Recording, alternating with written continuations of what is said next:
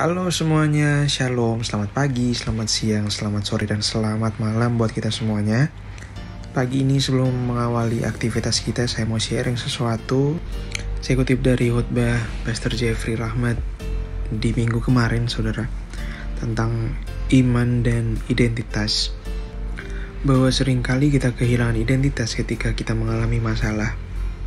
Dan di saat itu iman kita diuji.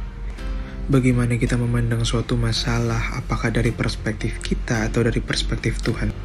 Nah, dalam kitab 1 Samuel, pasalnya yang ke-17, yang menceritakan atau berkisah tentang Daud dan Goliat. Di sini diceritakan bahwa bangsa Israel ditantang oleh bangsa Filistin untuk melawan mereka seorang melawan seorang. Jadi one by one, saudara. Nah, diceritakan bahwa bangsa Filistin mengutus Goliat sebagai representatifnya mereka, dan seketika itu juga bangsa Israel lari ketakutan.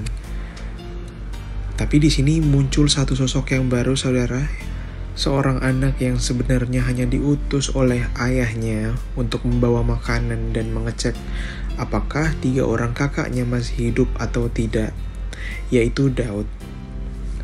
Nah, diceritakan bahwa ketika Daud mendengar bahwa bangsa Filistin mengutus Goliat, dia sendiri berkata kepada bangsa Israel, "Janganlah seseorang menjadi tawar hati karena dia. Hambamu ini akan pergi melawan orang Filistin itu." Tetapi Saul berkata kepada Daud, "Tidak mungkin engkau dapat menghadapi orang Filistin itu untuk melawan dia, sebab engkau masih muda, sedang dia atau Goliat sejak dari masa mudanya telah menjadi prajurit." Nah, di sini kita menemukan satu masalah, saudara, yaitu tawar hati. Memang tawar hati menjadi permasalahan awal bagi orang-orang, apalagi orang percaya ketika menghadapi masalah. Orang yang tawar hati tidak bisa melihat kemungkinan. Nah, saudara, iman yang teguh tidak mudah lepas ketika ada tawaran yang lain.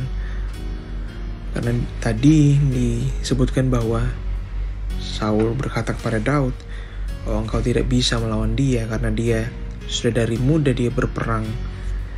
Tapi besarnya iman kita kepada Tuhan dan janji-janjinya tergantung dari seberapa dalam pengenalan kita akan pribadi Tuhan itu sendiri. Iman bicara tentang kepercayaan, dan kepercayaan dibangun atas karakter seseorang. Nah, di sini kita temukan ada turning point atau punchline yang Daud katakan kepada Saul dalam 1 Samuel 17 ayat 34-37. Tetapi Daud berkata kepada Saul, "Hambamu ini biasa menggembalakan kambing domba ayahnya. Apabila datang singa atau beruang yang menerkam seekor domba dari kawanannya, maka aku mengejarnya, menghajarnya, dan melepaskan domba itu dari mulutnya. Kemudian apabila ia berdiri menyerang aku, maka aku akan menangkap janggutnya, lalu menghajarnya dan membunuhnya. Baik singa maupun beruang telah dihajar oleh hambamu ini. Dan orang Filistin yang tidak bersunat itu, ia akan sama seperti salah satu daripada binatang itu, karena ia telah mencemooh barisan daripada Allah yang hidup."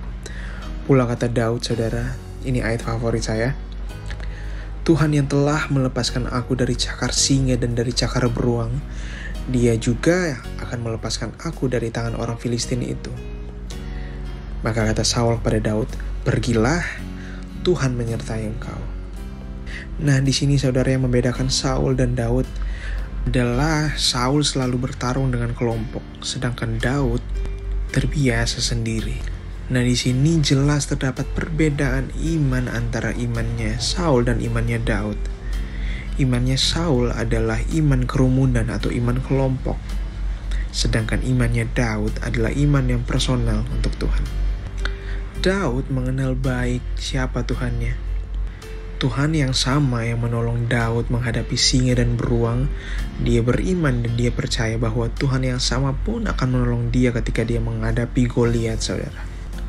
Di dalam kehidupan ini sering kita menghadapi persoalan yang harus kita hadapi sendirian, saudara, bukan dengan kelompok atau bersama orang lain.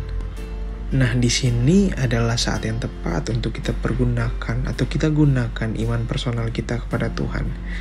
Karena semakin kita dekat dengan Tuhan, semakin kita kenal sama Tuhan, maka kita bisa atau kita mampu menghadapi persoalan kita sendiri dengan pertolongan Tuhan. Kita percaya bahwa persoalan yang kita lalui kemarin dengan Tuhan, persoalan sekarang yang kita hadapi, dapat juga kita lewati dengan Tuhan.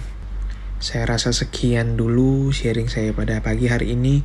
Saya berharap kita semua, termasuk saya sendiri, bisa kuat menghadapi semua tantangan ke depannya. Karena kita percaya Tuhan yang sama akan menolong dan membantu kita.